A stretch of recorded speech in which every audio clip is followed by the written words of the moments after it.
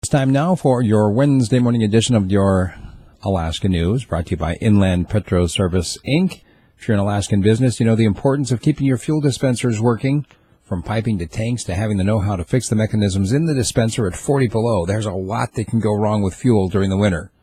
Even in the summer, dealing with debris and water removal is no fun.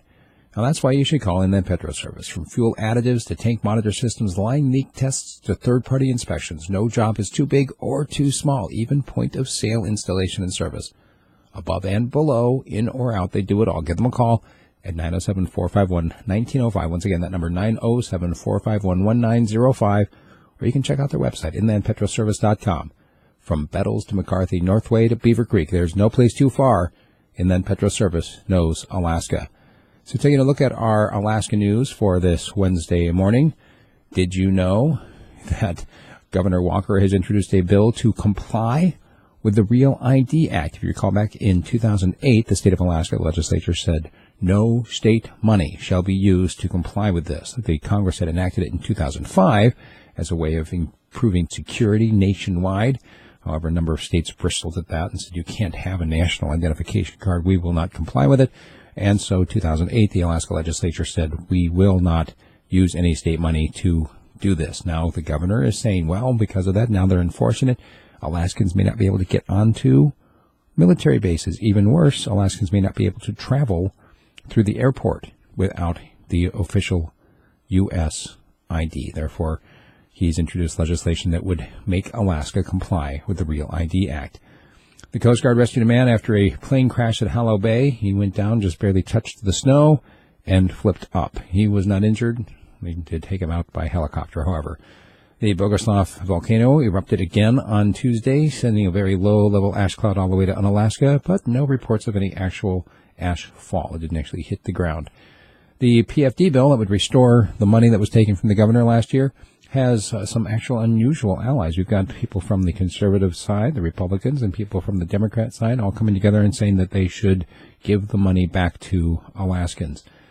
You know, the Healy clean power plant, the repairs being made, well, the GVEA says, hey, it's on track. It's going to improve the delivery of power, but it's also going to cost more.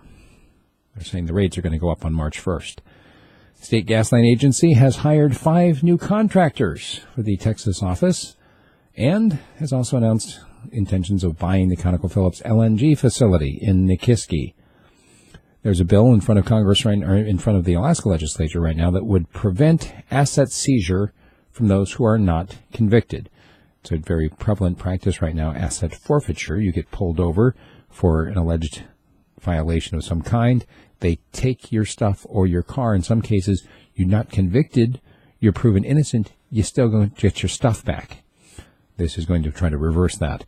That home invasion that reported that happened on Sunday in Soldotna apparently has now led to a homicide investigation. And speaking of homicide, yet another shooting death in Anchorage.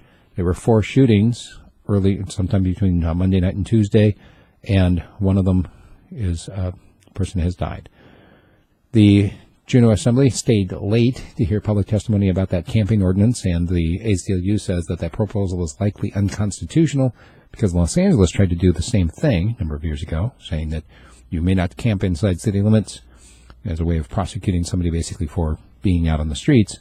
Well, the ACLU said the judge tossed it out because basically it'd be a violation of the 8th Amendment. You'd be punishing somebody for just sleeping outside. Seward has declared a disaster because of the extra snow that they've had, and now more rain on the way. And the snow in South Central, of course, we talked about yesterday how it's breaking records. It's also breaking a lot of signs, road signs. People are running into them in record numbers. Also, it's causing some problems with moose. More moose collisions being reported as the moose are trying to get to some place where they can walk because the snow is so deep. And there's also an article in the UAF newspaper that moose are posing a danger at the UAF campus right now. A number of people have cited moose. It's always a good idea. Rule of thumb, literally rule of thumb, if you can hold that thumb up and cover the moose, if you can't see the moose anymore, you are far enough away. Got it? There's your rule of thumb. All right. That's our Alaska News for today. Make sure you tell your friends about what we're doing. And if you like it, please become a sponsor, either by a direct subscription to my website, radiofreespeech.com, or through Patreon, or through buying some advertising. Talk to you soon.